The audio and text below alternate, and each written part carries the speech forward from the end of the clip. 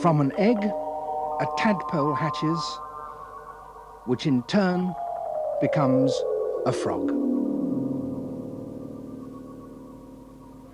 The egg of a newt follows the same pattern.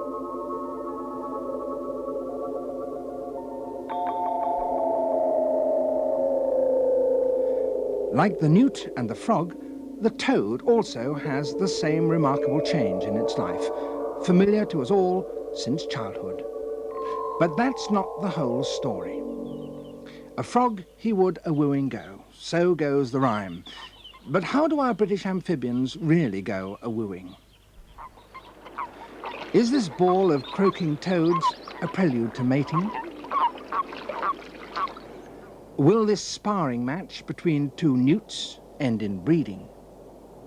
These seemingly straightforward questions led two scientists to investigate the details of the amphibians' courtship, and it turned out to be an intriguing detective story.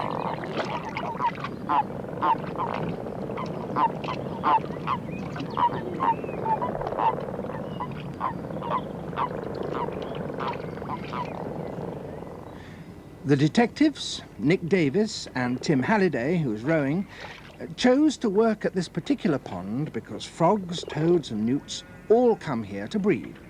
They're searching for the first arrivals. And one spring morning, after days of watching and waiting, they were greeted by a chorus of croaks. The frogs had returned to breed. It's a rare sound these days. This pond is the frogs' only breeding site for miles around. Their arrival is unpredictable and dependent on the smallest rise in temperature. Tim and Nick know they may only have one day for their observations because the frogs' mating season is brief and fraught with danger. They're very tasty.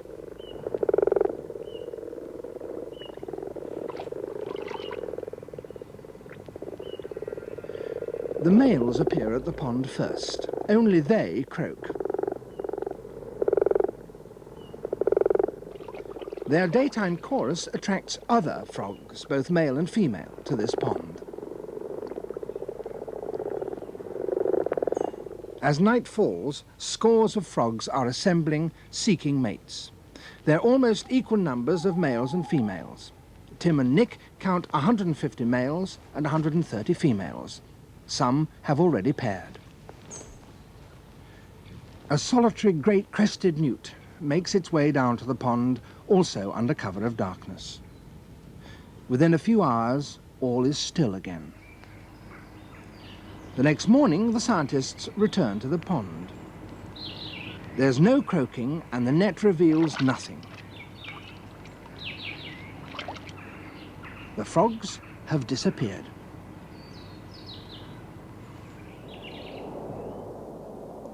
Away from the sweep of the net, the frogs have congregated at a hidden spawning ground. Overnight, all the females have been claimed, held firmly by a male in a tight embrace called amplexus. Once clasped, he won't willingly give up his mate. Wherever she goes, he must go too. His swollen thumbs with horny pads grip her slippery body. He's waiting to fertilize her eggs. In a 5-second quiver, over 3,000 eggs are laid and externally fertilized. Once one pair has spawned, it seems to trigger the others to lay, and soon the pond is full of eggs. Having spawned, the couples separate and leave under cover of night. The spawn remains, and only an emaciated female lingers, wounded by her mate's embrace. Then she too leaves. After 3 days of hectic courtship, there's not a frog in sight. A few days later, when Tim visits the pond, he hears a new kind of croak. The toads have now arrived, and their courtship is very different. It's leisurely because they're poisonous and have very little fear of being eaten. And unlike the frogs, the toads' croaking is not an assembly call. The male toads arrive first and wait, legs outstretched, for a female. Others search more actively. they investigate every moving toad to discover whether it's a female. Females are always silent, so if he jumps on another male and hears a croak, he knows he's got it wrong.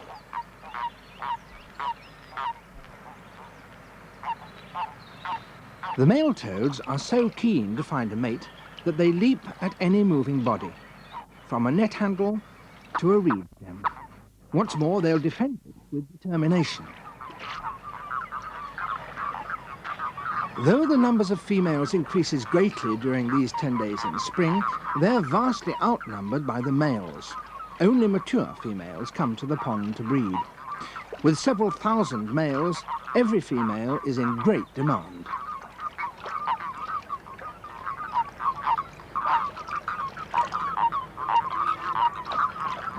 At the height of the mating season, it's difficult for the two scientists to see or understand what's really happening. Can this ball of croaking toads really be fighting over one female? Sure enough, there's a suffocating female at the core.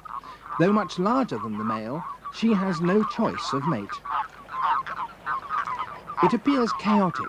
Is there no order? Why all the croaking? Who will finally pair with the female? Mating is a dangerous business.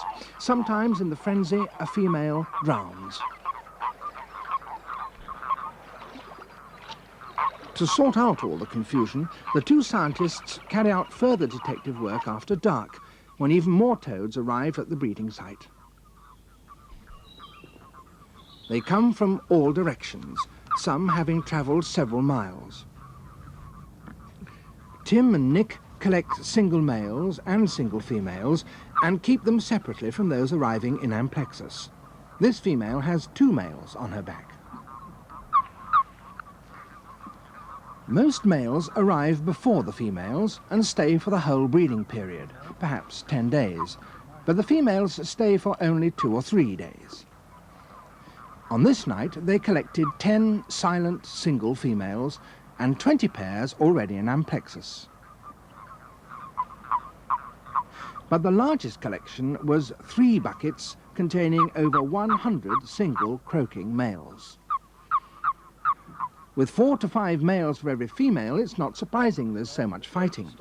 But who's going to win a female, perhaps the biggest? To answer this question, Tim and Nick decided to follow individual male toads. First, they measure them. Right, he's 52. This male is small, only 52 millimetres, compared with large ones of up to 75 millimetres. Come on, that's it. The pair is temporarily separated. You've got a small bulge.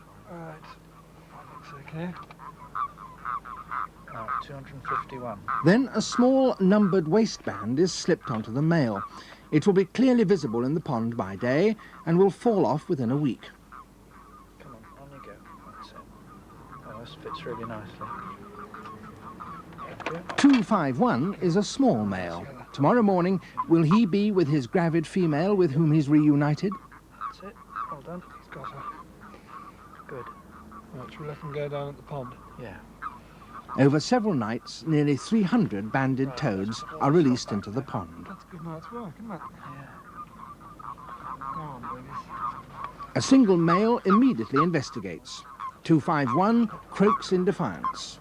Only the toad who's attacked croaks. But who will have the female by dawn?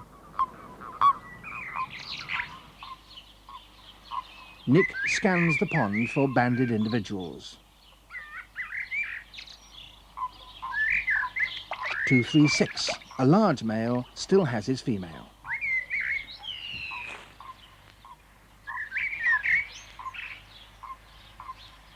However, 251, the small male, is alone now, searching for another female.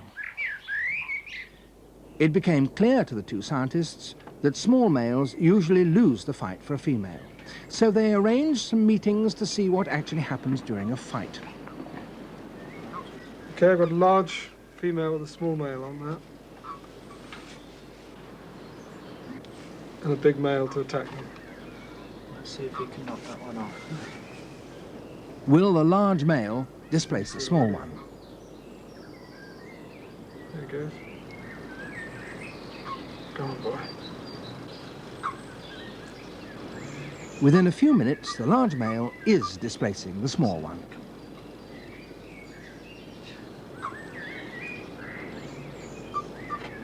He's just about gone. He's only hanging on the back leg now. He's still calling. So the larger toad has won. Right, I think we'll take these out now. And put the others in. Now we've got a big defending male and a small attacker. The situation is now reversed. Nick and Tim wait to see whether the small male will attack. That's great. That's nice. Oh, yes. Go on, boy. Go on. Oh, yes. Oh, yes. That was really nice. They notice that only the defending toad calls. Why doesn't the small male press home his attack? Could the defender's croak be significant? When touched, large male toads give a deep croak. Small ones a higher pitched note.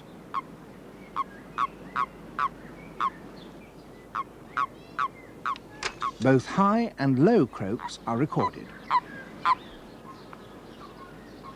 The next question: could an attacking male recognize the size of the defending male just by the depth of its croak?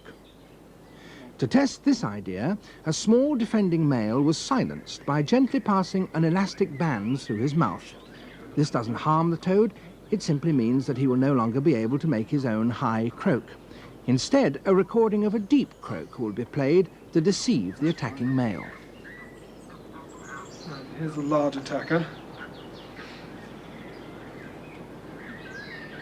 Right, let's see what happens. Good. Just switch on the tape. Right, you ready? Yep. A deep croak is played, deeper than the attacker's own call.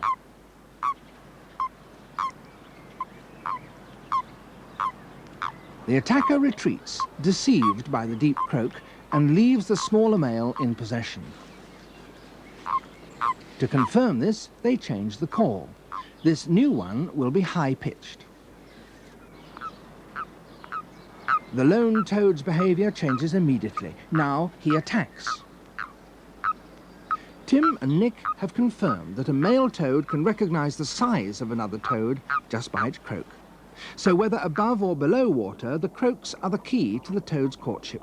They not only distinguish males from females, but also advertise the size of the male. This signaling system helps to settle fights quickly. Peace at last in the pond, though most males remain empty-handed. A string of fertilized spawn, a double thread of eggs enveloped in jelly, the prize for which all the males have been fighting.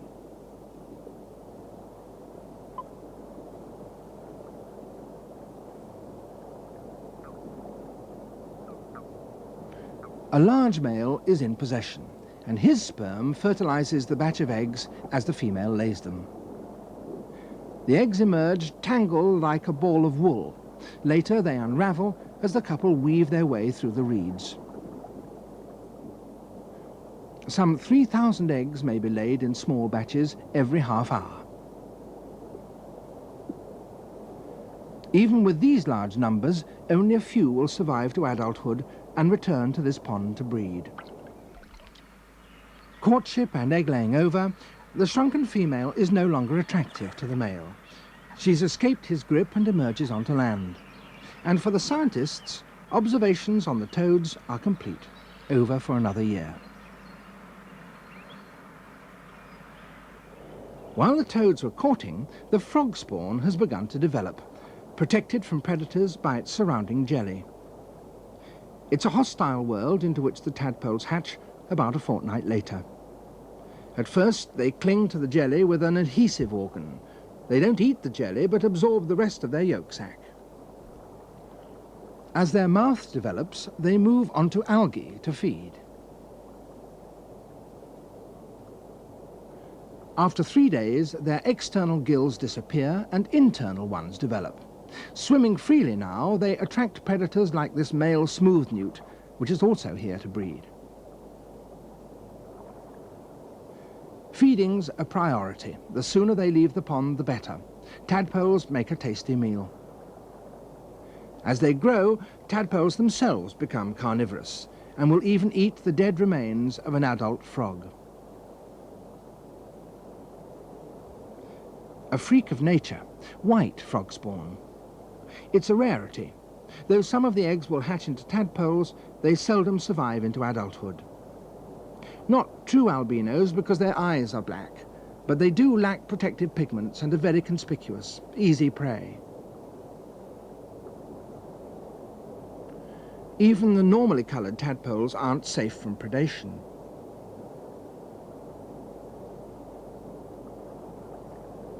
Many go to nourish newts or dragonfly larvae.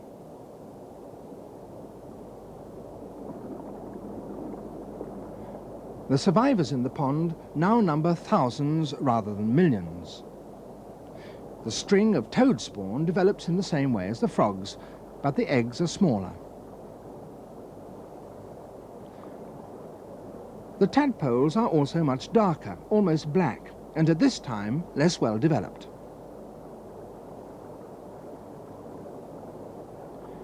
But the most significant difference is that they're distasteful, unpalatable even to this crested newt. Now there are tadpoles at all stages of development in the pond. The hind legs of frogs appear first, after about 7 weeks from hatching, and then their forelegs. Soon they'll absorb their tails and emerge as adults. Of the 3 amphibians, it's the secretive courtship of the newt that has been the most difficult to unravel. But for Tim, it's led to the most exciting discoveries. His study began 5 years ago in the convenient seclusion of an aquarium set up in his home at Oxford. Tim's particular interest is the courtship of the smooth newt, whose season can last for several months. In spring, the male smooth newt develops a crest from head to tail and becomes much brighter, spotted and glossy.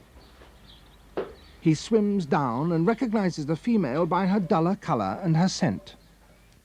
I think we've got something here. The male's going up to the female. She moves forward, and the male on the left begins to display in front of her. That whip, followed by a wave, as Tim calls them, are conspicuous parts of courtship. The male is sending a potent scent to the female. She smells it and feels the vibrations of his tail and responds. He intersperses it with a gentler movement, a fan. His scent wafts over her. He continues until he seems certain of her response. He turns and creeps away, waving his tail invitingly. Each subtle movement is recorded. After hours of watching, Tim pieces together this delicate courtship ritual. Unlike the frogs and toads, the newt female can accept or reject her mate. Her touch seems to trigger the male to deposit his sac of sperm. He lifts his tail. There's the white bag. As she moves forward over the bag, it rises, and with luck, her rear opening, her cloaca, will pick it up. Later, the sperm will fertilize the eggs. All these whips, waves and fans are a necessary prelude for the transfer of the sperm. The male's mating success depends on him being attractive to the female, not on his fighting ability, as in frogs and toads.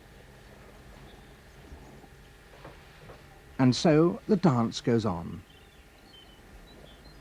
Again he raises tail and cloaca, and the sac appears. As the female approaches, it swells and rises.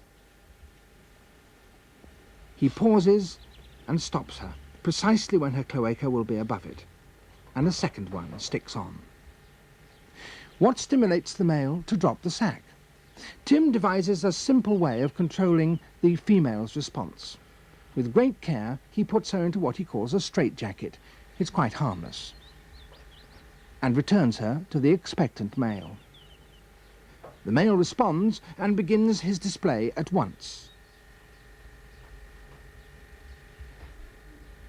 To Tim, it's clear that the female has to follow closely if the male is to continue his dance. If she stops, he stops. Can the depositing of the sperm sac be inhibited? Tim doesn't move the female forward to touch the male's tail. Sure enough, the male doesn't deposit. The male begins whipping again. Tim lets the female follow. This time, he lets her nose gently touch the male's tail.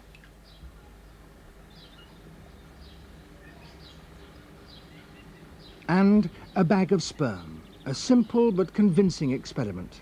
The female moves forward, the cloaca accepts the sac, the male stops the right distance ahead, the sperm are slowly absorbed.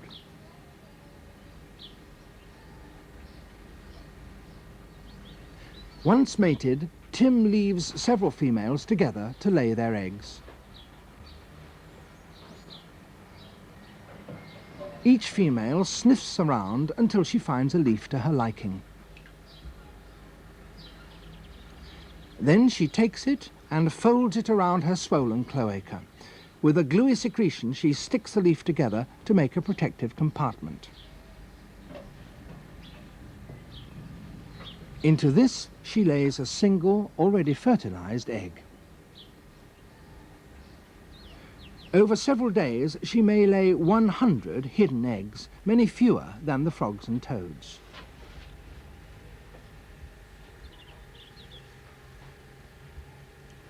By late spring, the Daphnia have hatched, and they're prey for the carnivorous newt tadpole.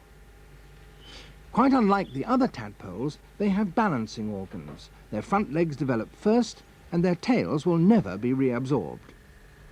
So, life in the pond is nearing its end for the developing newts, frogs and toads. And for the scientists, another year's research is over. By August, the pond is barely recognizable and appears to be empty of amphibians. Until one day, the lily pads are a polka dot of movement. The toad tadpoles have metamorphosed. They've lost their tails and developed lungs, and so are ready for life on land. Now it's a mass migration. Thousands of toadlets and an occasional frog jump from water to terra firma.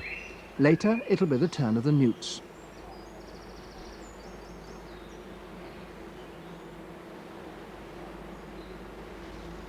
Well camouflaged, they quickly disperse. The odds are against them, but the breeding behavior of frogs, toads and newts produces so many young that a few at least will survive. Most of those will return to this particular pond where they were hatched to repeat their parents' amorous cavorting. How do they find their way? Well, that's a part of the detective story that remains to be solved another year.